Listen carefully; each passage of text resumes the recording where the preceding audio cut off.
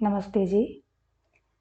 हम सबका अत्यंत सौभाग्य है कि अभी हम सब मिलकर के केनोपनिषद का स्वाध्याय करने जा रहे हैं। उपनिषद विद्या संसार की प्राचीनतम विद्या में से एक विद्या, अंतिम विद्या, जिस विद्या को प्राप्त करने के बाद अन्य कोई भी विद्या प्राप्त करनी शेष नहीं रह जाती।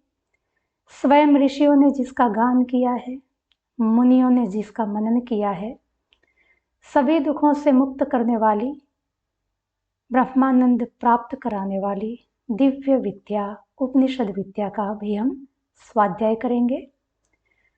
उपनिषद विद्या का स्वाध्याय आरंभ करने से पहले आइए पहले हम उपनिषद शब्द से परिचित हो लेते हैं। हो सकता है आप में से कई व्यक्तियों को उपनिषद शब्द का अर्थ पता हो, पर जो लोग नए हैं या जो लोग उपनिषद शब्द का अर्थ भूल गए हैं उनको जानकारी प्राप्त हो जाए, और जो जानते हैं उनकी आवृत्ति हो जाए। इसके लिए आइए पहले हम उपनिषद शब्द का अर्थ देख लेते हैं। उपनिषद शब्द में 3 पद हैं।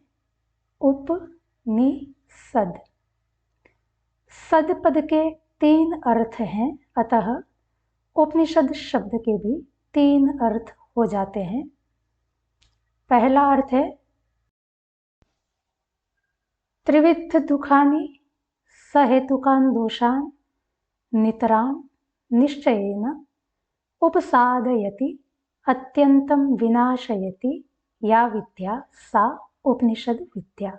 अर्थात त्रिविध दुख अर्थात आदिदैविक, आदिभौतिक, आध्यात्मिक तीनों प्रकार के दुख, अविद्या सहित दोष आदि का निश्चित रूप से पूर्णतः विनाश कर देती है, नष्ट कर देती है जो विद्या, उस विद्या का नाम है उपनिषद विद्या। उपनिषद शब्द का दूसरा अर्थ है यया विद्यया ब्रह्मानंदः निश्चयेन उपसाद्यते प्राप्यते सा विद्या उपनिषद विद्या। अर्थात जिस विद्या के द्वारा निश्चित रूप से ब्रह्मानंद प्राप्त किया जाता है उस विद्या का नाम उपनिषद विद्या है। उपनिषद शब्द का तीसरा अर्थ है यया विद्यया आत्मा निश्चयेन उपसाद्यते ज्ञायते सा विद्या उपनिषद विद्या। अर्थात जिस विद्या के द्वारा आत्मा का बोध, स्वरूप स्थिति, स्वरूप ज्ञान, स्वबोध होता है, उस विद्या का नाम उपनिषद विद्या है। इस प्रकार उपनिषद विद्या के 3 अर्थ हैं। त्रिविध दुखों की अत्यंत निवृत्ति जिस विद्या से होती है, अथवा ब्रह्मानंद की प्राप्ति जिस विद्या से होती है, अथवा स्वरूप स्थिति, स्वरूप बोध, स्वरूप प्रतिष्ठा जिस विद्या से होती है, उस विद्या का नाम है उपनिषद विद्या। अब यहाँ किसी को प्रश्न हो सकता है, क्या उपनिषद विद्या के 3 प्रयोजन हैं? अत्यंत दुख की निवृत्ति, ब्रह्मानंद की प्राप्ति और स्वरूप स्थिति या स्वबोध, ये अलग अलग चीजें हैं। आइए उदाहरण से समझते हैं। एक परिवार में 14-15 साल की एक बच्ची थी। उस परिवार में उसकी माँ भी थी, बड़ी बहन भी थी और भाभी भी थी। कोई कार्यक्रम था, शादी ब्याह था, तो खरीदारी के लिए तीनों जने जा रहे थे, भाभी, बड़ी बहन और माँ। घर में चावल पकाने के लिए रखे थे, अभी उसको पकने में थोड़ी देर थी, थोड़ा समय था, तब तक रुकते तो देर हो जाती। सोचा इस बच्ची को बता करके जाते हैं, वो चूल्हा बंद कर देगी, क्योंकि केवल चूल्हा ही तो बंद करना था। तो भाभी ने अपनी छोटी ननद से कहा कि जब चावल पक जाए तब चूल्हा बंद कर देना, अभी हम खरीदारी के लिए जा रहे हैं। तो छोटी ननद बोली कि मुझे कैसे पता चलेगा कि चावल पक गए हैं, क्योंकि खाना कभी पकाया नहीं था, घर में इतनी महिलाएं थी, वही सब काम कर लेती थी। तो भाभी ने कहा इसमें चिंता करने की कोई आवश्यकता नहीं है। जब पानी सारा सूख जाए तब समझ लेना कि चावल पक गए हैं। तो बड़ी बहन सुन रही थी, उसने कहा नहीं नहीं, दाना एक हाथ में लेकर के दबा करके देखना, यदि दब जाए गल जाए तो समझ लेना कि चावल पक गए हैं। तो माँ ने सुना ये बात। माँ ने कहा तुझे न तो पानी देखने की ज़रूरत है, न दाना निकाल के दबाने की ज़रूरत है। जब चावल में से मीठी मीठी सुगंध आने लगे तब समझ लेना कि चावल पक गए हैं। बच्ची तो उलझन में पड़ गई, किसकी बात मानूं, किसकी बात सही है। तीनों ने अलग अलग बातें बताई हैं। जो चावल पकाते हैं, चावल पकाने के जो जानकार हैं, वो सब जानते हैं कि ये तीनों ने अलग अलग बातें नहीं कही है। यद्यपि शब्द तो अलग अलग हैं, पर तीनों ने एक ही स्थिति का वर्णन किया है। भाभी ने कहा कि चावल में जब पानी सूख जाए तब समझना चावल पक गए हैं। बड़ी बहन ने कहा कि नहीं, एक दाना निकाल करके देख लेना, यदि दब जाए तो समझ लेना कि चावल पक गए हैं। माँ ने कहा चावल में से जब मीठी सुगंध आने लगे तब समझ लेना कि चावल पक गए हैं। वास्तव में ये तीनों ही एक ही स्थिति का वर्णन कर रहे हैं, क्योंकि जब चावल में पानी सूख जाएगा, क्योंकि प्रतिदिन चावल पकाते हैं, नाप तोल करके पानी डालते हैं, अतः निश्चित नाप होने के कारण जब पानी खत्म हो जाता है तो चावल पक ही जाते हैं। अतः जब पानी खत्म हो जाएगा तो निश्चित दाना गलने लग जाएगा और उसमें से मीठी मीठी सुगंध भी आ रही होगी।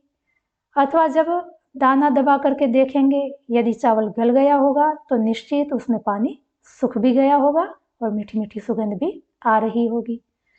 और यदि चावल में से मीठी मीठी सुगंध आ रही है तो निश्चित ही चावल का पानी सारा सूख गया होगा, अथवा चावल का एक दाना दबा करके देखने पर वो दबने लग जाएगा, अर्थात चावल गल गया होगा। ठीक इसी प्रकार यहाँ पर भी यद्यपि 3 बातें बताई गई उपनिषद विद्या के प्रयोजन के रूप में, कि पहला प्रयोजन बताया गया त्रिविध दुख अत्यंत निवृत्ति, दूसरा प्रयोजन बताया गया ब्रह्मानंद की प्राप्ति, और तीसरा प्रयोजन बताया गया स्वरूप बोध, स्वरूप स्थिति। तो ये तीनों ही अलग अलग नहीं है, एक ही अवस्था का वर्णन करने वाले 3 अलग अलग वाक्य हैं, शब्द हैं। जब त्रिविध दुखों की अत्यंत निवृत्ति हो गई होगी तब निश्चित ही हमारे जीवन में ब्रह्मानंद की प्राप्ति हो गई होगी, स्वरूप बोध हो गया होगा। जब ब्रह्मानंद की हमको प्राप्ति हो गई होगी, निश्चित ही उस समय हमारे त्रिविध दुख अत्यंत निवृत्त हो चुके होंगे और स्वरूप बोध, स्वरूप स्थिति में हम होंगे।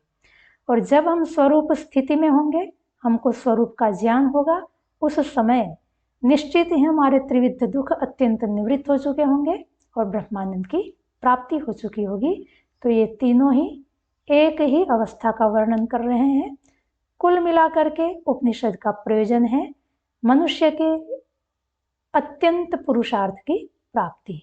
वो अत्यंत पुरुषार्थ आप त्रिविध दुख अत्यंत निवृत्ति शब्द के द्वारा वर्णन करें, अथवा ब्रह्मानंद की प्राप्ति के द्वारा बताया जाए, अथवा स्वरूप बोध या स्वरूप प्रतिष्ठा के द्वारा बताया जाए, एक ही बात है, अलग अलग नहीं है। जब हम कोई शास्त्र को पढ़ना आरंभ करते हैं तब शास्त्रविद का कहना है कि हमें अनुबंध चतुष्टय को पहले देख लेना चाहिए। ये अनुबंध चतुष्टय क्या है? अनुबंध चतुष्टय के अंदर 4 चीजें बताई जाती हैं। पहली है ग्रंथ का प्रतिपाद्य विषय, दूसरा ग्रंथ का प्रयोजन, तीसरा ग्रंथ पढ़ने का अधिकारी व्यक्ति, चौथा ग्रंथ के प्रतिपाद्य विषय और ग्रंथ का प्रयोजन, उन दोनों के बीच का संबंध। अभी हम क्योंकि केनोपनिषद ग्रंथ का स्वाध्याय करने जा रहे हैं तो हमें भी अनुबंध चतुष्टय देख लेना चाहिए कि केनोपनिषद इस ग्रंथ का प्रतिपाद्य विषय क्या है। सभी उपनिषदों का प्रतिपाद्य विषय एकमात्र ब्रह्म तत्व है, आत्म तत्व है। अतः केनोपनिषद का भी प्रतिपाद्य विषय होगा ब्रह्म तत्व अथवा आत्म तत्व।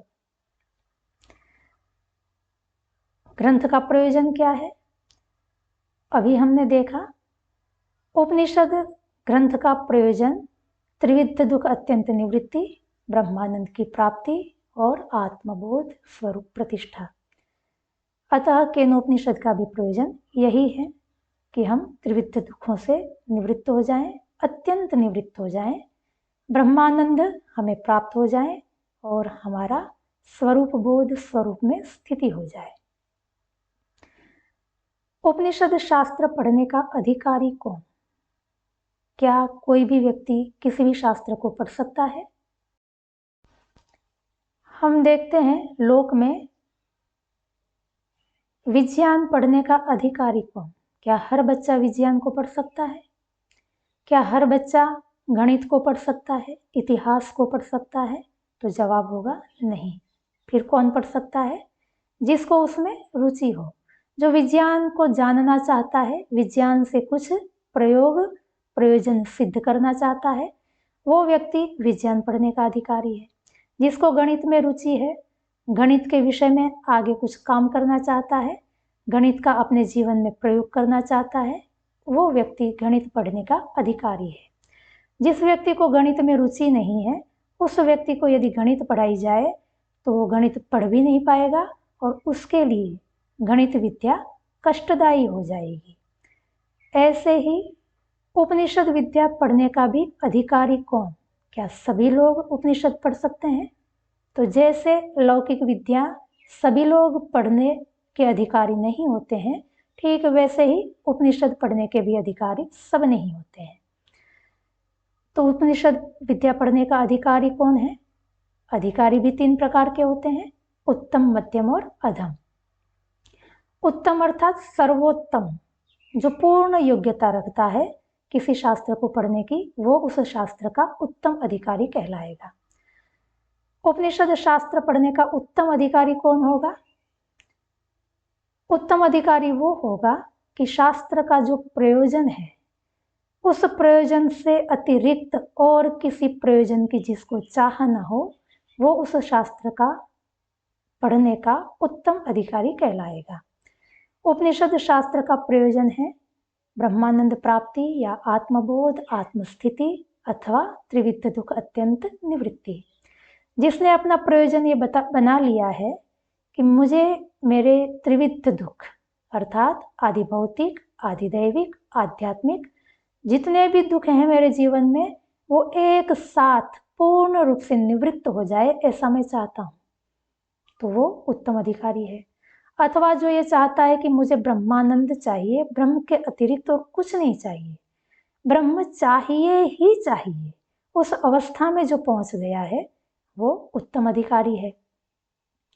अथवा जो स्वरूप बोध करना चाहता है, आत्म तत्व को जानना चाहता है, उसके अतिरिक्त और जीवन में कोई प्रयोजन नहीं रहा, तो वह व्यक्ति भी उपनिषद विद्या का उत्तम अधिकारी माना जाएगा। मध्यम अधिकारी कौन होगा? मध्यम अधिकारी वह है कि जिसके जीवन का लक्ष्य अभी ये नहीं हुआ है कि मुझे ब्रह्म चाहिए ही चाहिए, या कुछ भी हो जाए मुझे त्रिविध दुख अत्यंत निवृत्ति करनी ही है, कोई भी कीमत चुकानी पड़े, मुझे आत्म तत्व का बोध करना ही है, ऐसा भी लक्ष्य नहीं बना, पर झुकाव बहुत है, उसके लिए सतत प्रयत्नशील है, वो मध्यम अधिकारी है। तृतीय अधिकारी कौन होगा? तृतीय अधिकारी वह है कि जैसे अभी कोरोना का समय है, बाहर दुकानें बंद हैं, बाजार बंद हैं, शॉपिंग अभी हो नहीं सकती, तो समय काफ़ी बच जाता है। अतः क्योंकि समय ज़्यादा बचा हुआ है, समय का यापन करना है, टाइम पास कैसे करें, ये एक बड़ा सवाल बना हुआ है। तो सोचा कि मूवी देखने की बजाय, इधर उधर की सीरियल देखने की बजाय अच्छा होगा कि आर्य संदेश टीवी ने उपनिषद गंगा बहाई हुई है, उस गंगा में जाकर के जरा पानी पी लें, जितना भी सामर्थ्य है। 2 बात अच्छी ही सुनने को मिलेगी, जीवन में लाभ ही करेगी।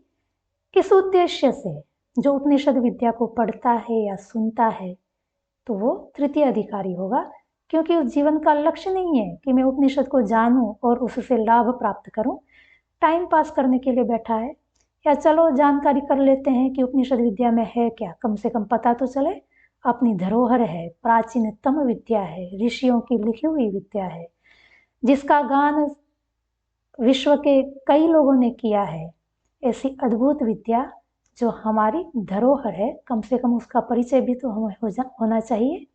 इस दृष्टि से जो उपनिषद विद्या को पढ़ना चाहता है, सुनना चाहता है, तो वह तृतीय अधिकारी होगा। तो हमें देख लेना चाहिए हम कौन से अधिकारी हैं। हम जिस अधिकारित्व को धारण करेंगे, उपनिषद विद्या का लाभ भी हमें उतना ही होगा। जो उत्तम अधिकारी होगा वो उपनिषद विद्या का अधिकतम लाभ प्राप्त कर सकेगा, पूर्ण लाभ प्राप्त कर सकेगा। जो मध्यम अधिकारी होगा उसको मध्यम लाभ होगा, और जो तृतीय स्तर का अधिकारी है उसको तृतीय स्तर का लाभ प्राप्त होगा। तो ये हम पर निर्भर करता है कि हम उपनिषद विद्या का कितना लाभ प्राप्त करना चाहते हैं। तदनुसार हमें अधिकारित्व को बनाना होगा, अपने आप को उस स्तर के अधिकारी बनाना होगा। अनुबंध का चतुर्थ बिंदु है संबंध। ग्रंथ का प्रतिपाद्य विषय और ग्रंथ के प्रयोजन के बीच का संबंध। हमेशा कोई भी ग्रंथ हम पढ़ें, प्रतिपाद्य विषय और प्रयोजन के बीच में साध्य साधन संबंध होता है। अर्थात प्रतिपाद्य विषय साधन होता है और प्रयोजन जो होता है वो हमेशा साध्य होता है। ग्रंथ हम प्रयोजन की प्राप्ति के लिए पढ़ते हैं, साध्य प्रयोजन होता है, और वो साध्य हमें क्योंकि उस ग्रंथ से प्राप्त होने वाला होता है, अतः ग्रंथ उस प्रयोजन का साधन बन जाता है। तो हमें यह अच्छी तरह से ध्यान रखना चाहिए कि ग्रंथ हमेशा साधन होगा, वो हमारा कभी भी साध्य नहीं होगा। यदि ग्रंथ को ही हम साध्य बना लें और बार बार उसकी आवृत्ति करते रहें, उसके शब्द हमको बहुत अच्छे लगते हैं इसलिए बार बार उसको दोहराते रहें, रटते रहें, बोलते रहें, पर उसमें वर्णित विद्या को जीवन में न उतारें, तो उससे प्रयोजन की सिद्धि नहीं होगी, वो साधन हमारा व्यर्थ हो जाएगा। जैसे हमारे पास बहुत अच्छी गाड़ी है, महंगी गाड़ी है, बहुत सुंदर उसमें सुविधाएं हैं, गाड़ी लेकर के हम रास्ते पर चल पड़े, गाड़ी हमारा साधन है, यात्रा करनी है तो गाड़ी बहुत उत्तम साधन है, पर लक्ष्य हमारा कुछ भी नहीं है। दिन भर घूमते रहे, समय गया, शक्ति गई, पेट्रोल भी गया, पैसे भी खर्च हुए, पर कहीं नहीं पहुंचे। रात को लौट करके घर आ गए तो सारा हमारा पुरुषार्थ जो था वो व्यर्थ हो गया, क्योंकि गाड़ी बहुत अच्छी लग रही थी, उसमें बैठने का आनंद आ रहा था, इसलिए साधन में ही फंसे रह गए, साधन में ही उलझे रह गए, साध्य निर्धारित ही नहीं हो पाया, अथवा साध्य का हम निश्चय ही नहीं कर पाए, तो हमें उस साधन से कोई लाभ नहीं हुआ, कष्ट और उठाना पड़ा, जीवन में हानि हो गई, समय की, शक्ति की, पैसों की, और लाभ कुछ नहीं मिला। अथवा घर में गाड़ी तो है, साधन बहुत उत्तम बसाया हुआ है, पर और साध्य का भी हमें पता है कि हमको यहाँ से फलां जगह पर जाना है, पर साधन का हम प्रयोग ही नहीं कर रहे हैं, वो गैरेज में पड़ी हुई है, उसको हम चला ही नहीं रहे हैं, तो भी साधन का हमें कोई लाभ नहीं होगा।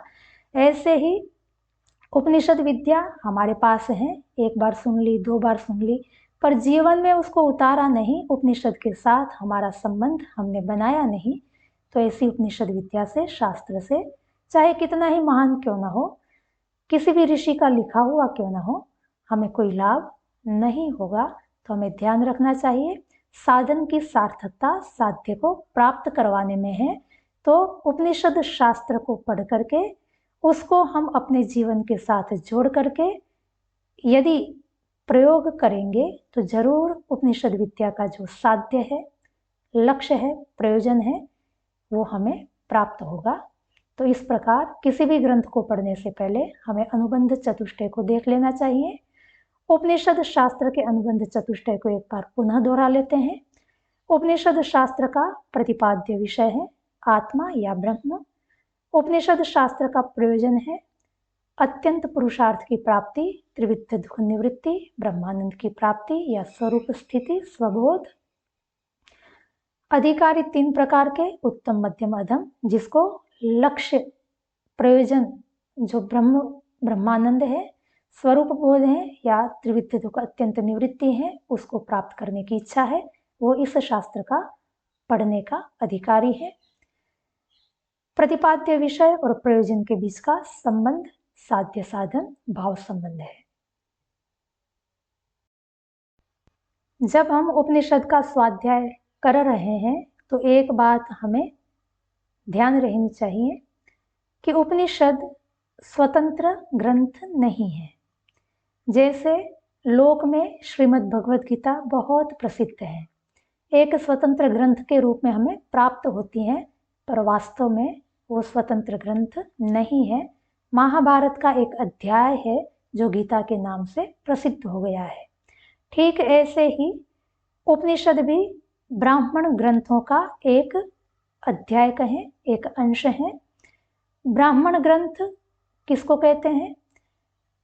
वेदों के सर्वप्रथम जो व्याख्यान हैं, जो ऋषियों के द्वारा बनाए गए हैं, ऋषियों ने जिनका निर्माण किया है, उन प्रथम व्याख्यानों का नाम ब्राह्मण ग्रंथ है, जिसके अंदर कर्म का वर्णन है और अध्यात्म का वर्णन है। ब्राह्मण ग्रंथों का जो अध्यात्म वाला भाग है वही लोक में उपनिषद के नाम से प्रसिद्ध है। केनोपनिषद भी सामवेद के तवलकार शाखा का एक ग्रंथ है। तवलकार ऋषि के द्वारा इसका निर्माण किया गया है, जिसका आरंभ प्रश्नोत्तर के माध्यम से किया गया है। केनोपनिषद के अंदर 2 शब्द हैं, एक है केन, दूसरा है उपनिषद। उपनिषद का अर्थ तो हमने अभी देख लिया। केन शब्द का अर्थ होता है किसके द्वारा। तो किसके द्वारा यह शब्द जब हम प्रश्न पूछना चाहते हैं तब प्रयोग करते हैं। तो केनोपनिषद के द्वारा ऋषि हमें यह उपदेश देना चाहते हैं कि जब तक हमारे भीतर प्रश्न नहीं जगेंगे, जिज्ञासा नहीं उठेगी, तब तक हम अपने अंतिम लक्ष्य तक पहुंच नहीं पाएंगे। अंतिम लक्ष्य तक पहुंचने के लिए जरूरी है कि हमारे भीतर आध्यात्मिक प्रश्न जगे, जैसे यहाँ पर ऋषि ने उठाए हुए हैं। केनोपनिषद की शुरुआत प्रश्नोत्तर के माध्यम से की जा रही है। गुरु शिष्य का संवाद है। एक शिष्य है हमारे जैसा साधारण व्यक्ति, जो संसार में जैसे हम रहते हैं वैसे ही रह रहा है, एक आम आदमी के समान। एक दिन हमारी तरह ही वह भी फुर्सत से बैठा था, तो उसके मन में विचार आया कि मैं देखूं तो सही मेरे जीवन में चल क्या रहा है। उसने देखा कि मेरा जन्म हुआ, धीरे धीरे मैं बढ़ा, शिशु कहलाया, फिर कुमार अवस्था को प्राप्त किया, यौवन अवस्था को प्राप्त किया, प्रौढ़ हुआ, वृद्ध हुआ और अंत में शांत हो जाना है। उसने अपने पिता के जीवन को देखा तो वहां पर भी यही पाया कि उनका भी एक दिन जन्म हुआ था। वो भी कभी शिशु थे, कुमार थे, युवा थे, आज प्रौढ़ अवस्था में आ गए हैं। कल बूढ़े हो जाएंगे, परसों वो भी खत्म हो जाएंगे। दादाजी के जीवन को देखा तो वहां पर भी वही पाया कि एक दिन उनका भी जन्म हुआ था, वो भी शिशु हुए थे, किशोर बने थे, युवा थे, प्रौढ़ अवस्था को प्राप्त हुए थे, वृद्धावस्था के बाद उनका भी देहांत हो गया, शांत हो गए।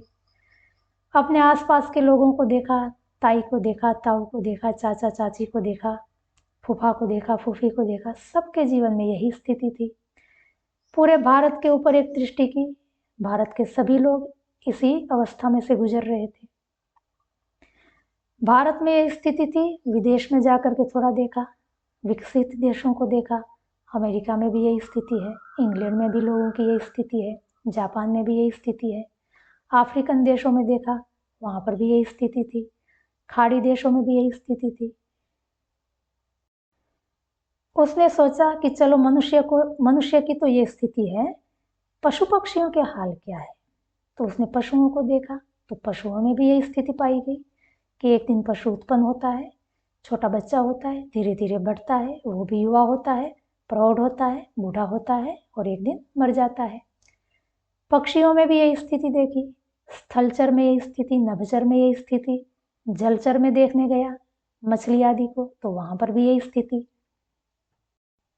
सर्वत्र उसने, मनुष्य क्या, पशु क्या, पक्षी क्या, सर्वत्र एक ही स्थिति देखी। फिर उसने सोचा कि थोड़ा देख लेता हूँ कि इन अवस्थाओं में मैंने क्या क्या किया।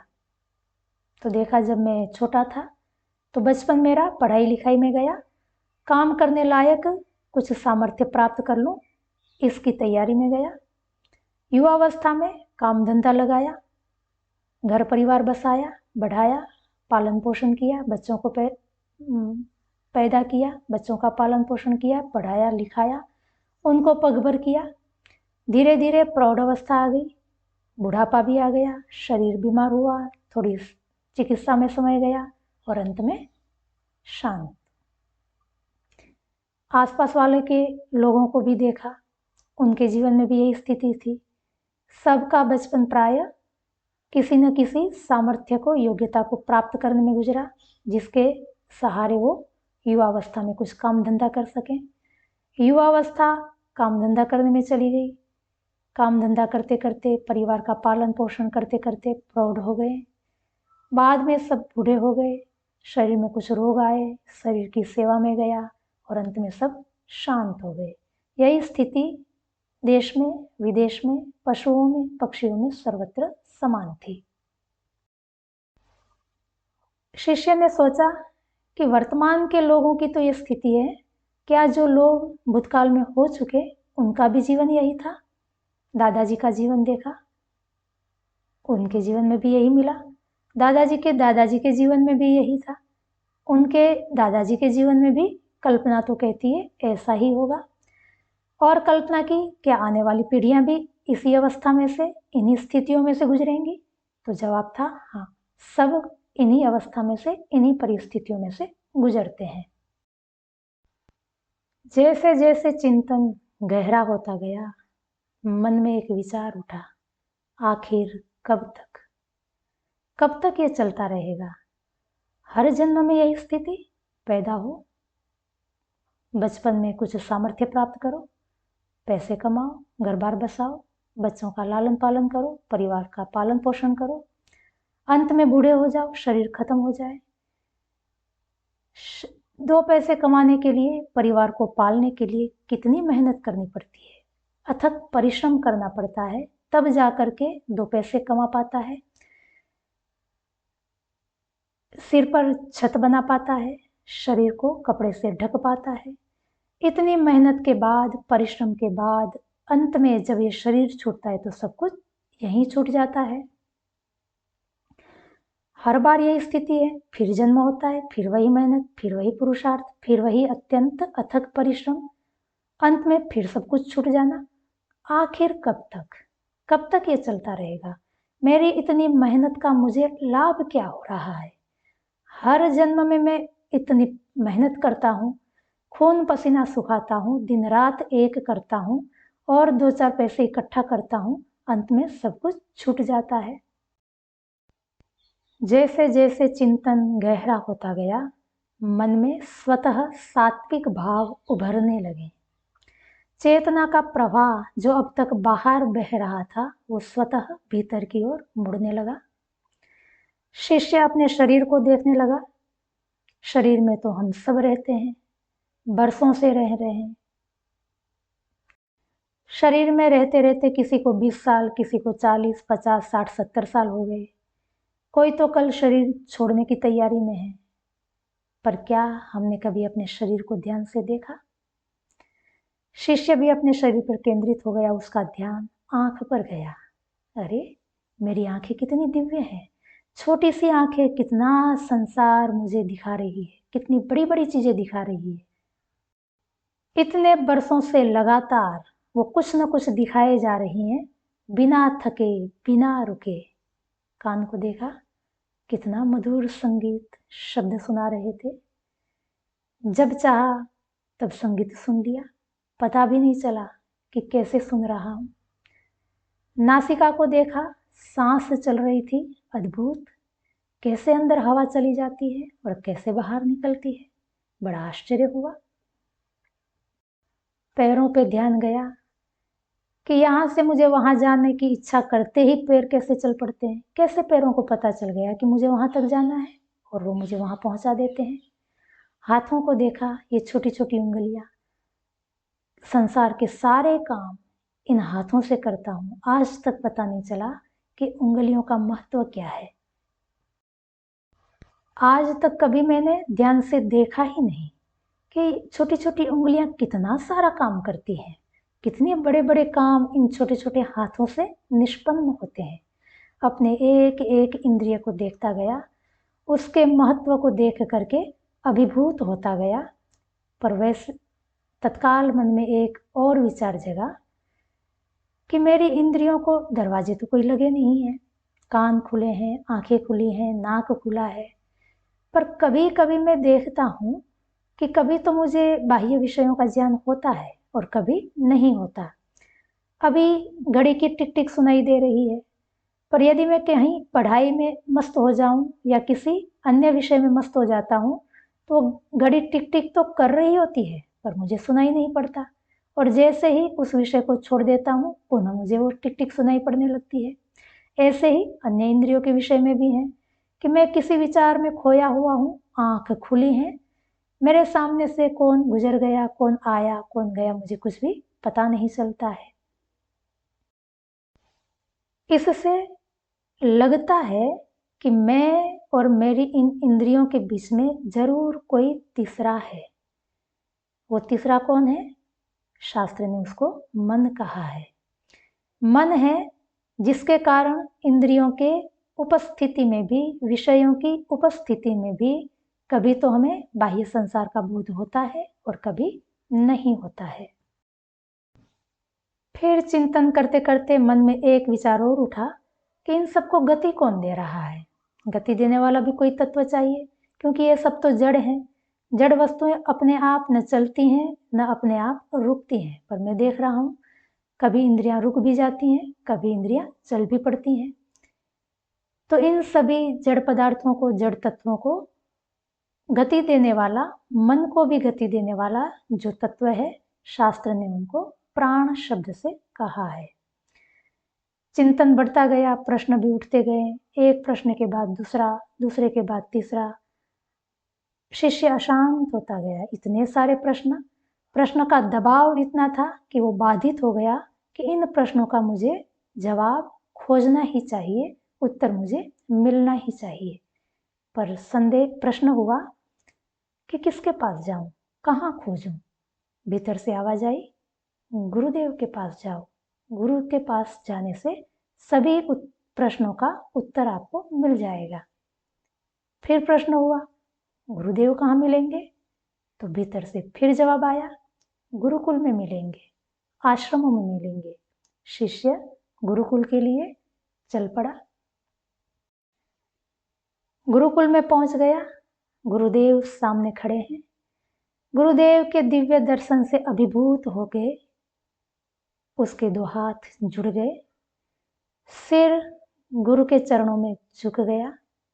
गुरु ने पूछा, बोलो बस, कैसे आना हुआ?